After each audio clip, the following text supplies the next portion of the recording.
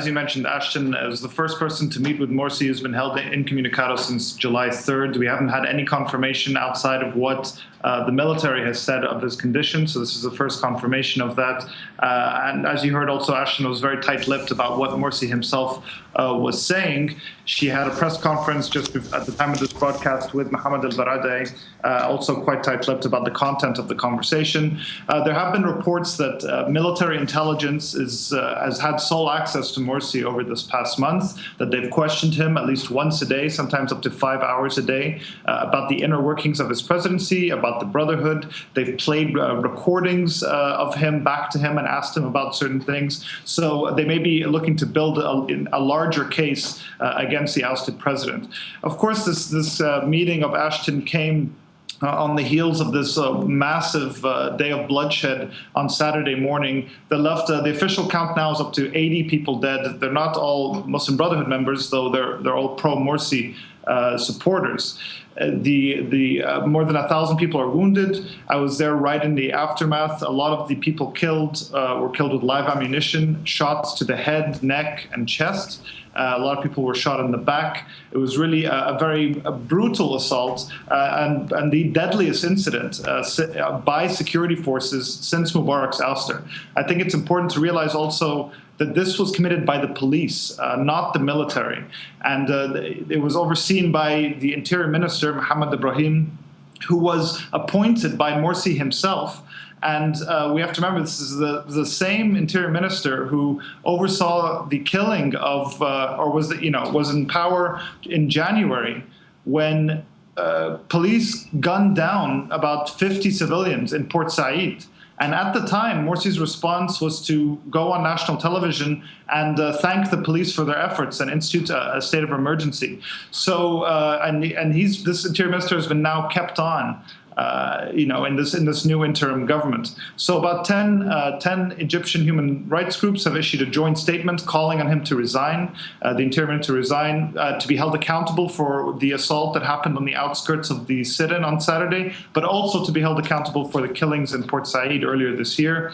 They've also called on the Muslim Brotherhood to reject political violence and sectarian incitement, and ask members or people who are a part of the sit-in to turn in any weapons that they might have. So this is a situation we're in, and we're also seeing the security apparatus and the army really exploiting this very large wave of popular disdain for the Muslim Brotherhood to carve out an equally, or if not even more, repressive political order than the one preceded it.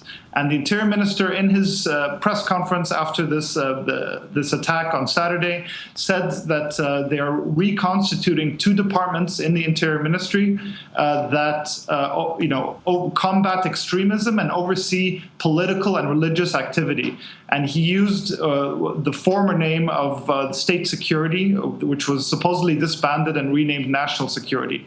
Now, many argue that these things never really left, but it's rather that they're re-legitimizing these political practices, and they're entrenching themselves deeper into Egyptian life, possibly.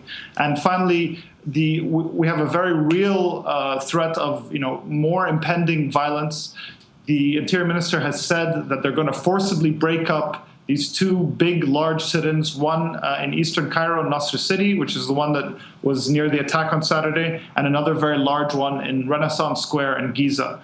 And the prospect of where thousands of people are camped out, and with the police and army using these violent tactics that they have for so many years, the prospect of more bloodshed is very real. We wanted to go to the city of Ismailia, where clashes erupted on Sunday between the supporters of Morsi and the local police. And this was during a funeral for a Morsi supporter named Ahmed al-Sayed, who was killed Saturday in Cairo. His mother said he was killed trying to help others. We can't do anything but leave our fate to God. My son went out in the medical squad and he died while he was defending it, while he was carrying the people, the body parts. Where is Al-Azhar's sheikh? Where is Sisi? Where are the people? Where are the people that went down on Friday and told Sisi to go down and beat the people? Whoever went down on Friday with Sisi, they are the ones who killed my son. Sisi, Al-Azhar Sheikh, the church, and every person in Egypt that said yes to Sisi, they are all the ones that killed my son. Sharif, so there's been 2 mass killings since Morsi was ousted, and both times the police have said that they were acting in self-defense. What's your assessment of these claims? And also, are these mass killings doing anything to turn public opinion?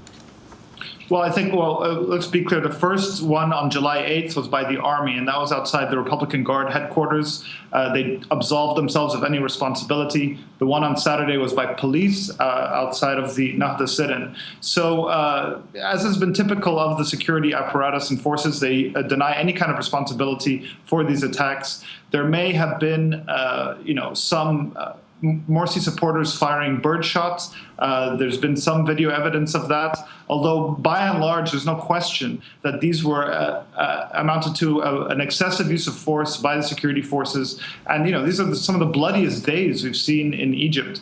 There's been, unfortunately, little sympathy among large swaths of the populace for this crackdown, at least the ones that were opposed to Morsi before June 30th. There's been a very vicious media campaign painting the Muslim Brotherhood as terrorists, as a terrorist organization, using this language of a war on terror. And so there's been kind of a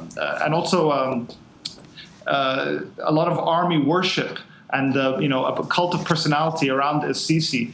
And you heard that woman saying, Sisi, who is the head of the armed forces, he asked for a mandate from the public last Wednesday in a speech, calling on them to go down into the streets and give them a mandate to confront violence and terrorism. And we saw very large protests that day, and then that night is when the attack happened by the police.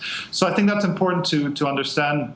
However, on the other side, these attacks, I think, are helping the cohesion of the pro-Morsi sit-ins and the pro-Morsi movement, and bringing in more Islamists into the fold who are joining these sit-ins because they fear that this crackdown could mean that they're next. We already saw 2 leaders of Al-Wasat party, a smaller Islamist party, arrested the other day. So, I think it creates solidarity within those groups as well. And finally, there is a very small but burgeoning movement that's calling itself the Third Square, so distancing itself from Tahrir, which has become very pro-military in its rhetoric, and distancing itself from the pro-Morsi rallies, and saying that we're against both Sisi and Mohamed Morsi, against the military and against the Brotherhood, and they're trying to reconstitute what they say are the goals of the January 25th revolution. Well, the U.S. has been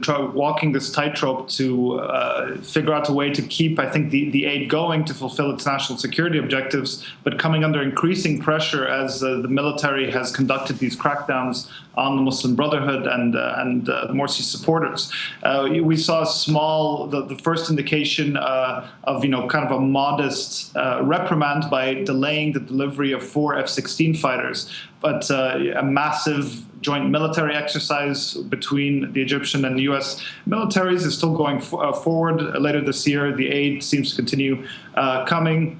And as you mentioned, as the New York Times mentioned, the Obama administration, by calling it a coup, would have to, by law, suspend the aid. And so they have made this what seems like a hyper-legalized determination that they don't have to determine whether it's a coup or not, and thereby just kind of sidestepping that requirement.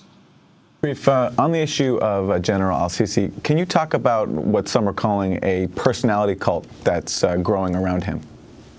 Well, we're seeing his photos everywhere. If you went to Tahrir on Friday, pictures of him are everywhere. You can buy posters of him and T-shirts. People praising him as the savior of Egypt and doing a lot of likeness with him and Gamal Abdel Nasser and putting photos of him together. So I think they're trying to paint him as some kind of savior of Egypt from the Muslim Brotherhood. It's a very dangerous and nationalistic sentiment that is being whipped up by the state media and also by a lot of private media channels, and it's helping to usher in, as I mentioned before, this reconstituted security state that is never really went away, but is looking to really establish itself and re-legitimize itself with the police and the army having the final say, and this time having popular backing to do so. So it's a very dangerous time, and has really thrown, I think, the direction or has dismayed a lot of the young revolutionaries who have fought against successive authoritarian regimes, first against Mubarak, then against the Supreme Council of Armed Forces, and then against the Brotherhood. And now we seem to be regressing back to something that could be more regressive than what preceded. The EU foreign policy chief, Catherine Ashton, who met with Morsi, also met with the Egyptian activist group Tamara during her visit. The spokesperson, Mohamed Morsi, said they'd laid out their vision for how to emerge from the political crisis during their talks. When they asked us about the solution clearly starts from, number one, admitting that June 30th was a revolution or a wave of the revolution, and admitting the legitimacy of the roadmap. Secondly, presenting all those involved in any shedding of Egyptian blood and those which were issued arrest warrants by the public prosecutor to quick and just trial. Thirdly, clearing out all the public squares. Only then will we all start the political process. We will write a constitution that lives up to the Egyptians' expectations. We will not write another sectarian constitution. The upcoming constitution will not differentiate between a citizen and another citizen according to religion, race, sex, or ethnicity. That was Tamar's spokesperson, Mohamed Morsi. Sharif. Well, the Tamarad movement has really shown itself to side very strongly with the military, not coming out critical of military killing of protesters, of the police killing of protesters. They've only been critical of the Muslim Brotherhood side. It has to be said that, the pro-Morsi supporters have conducted violence of their own. There's been multiple allegations of torture and abuse of what they call infiltrators at sit-ins. They have marched through neighborhoods and killed people in those local residents, leaving those neighborhoods seething with rage. But groups like the Tamarad movement and a lot of the what we call non-Islamist opposition to the Brotherhood and Morsi have not held the other side to account at all, the military and the police, for these mass killings that have taken place that mark some of the bloodiest days in Egypt over the last 2 years. So it's this kind of very, very polarized atmosphere that we're in.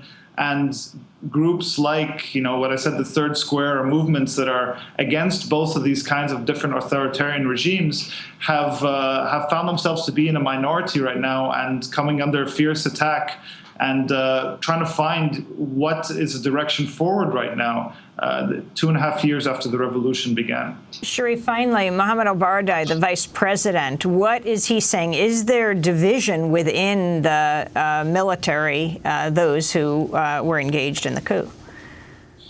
It's difficult to tell. He gave a very tepid comment condemning the violence, but some people are speculating as to whether he might step down and disassociate himself from this cabinet, but he hasn't given any indication of doing so. But I think the longer that this interim government stays in place and does not hold people to account for committing these mass killings, then it further delegitimizes them, I think, in the eyes of the international community, but also here at home.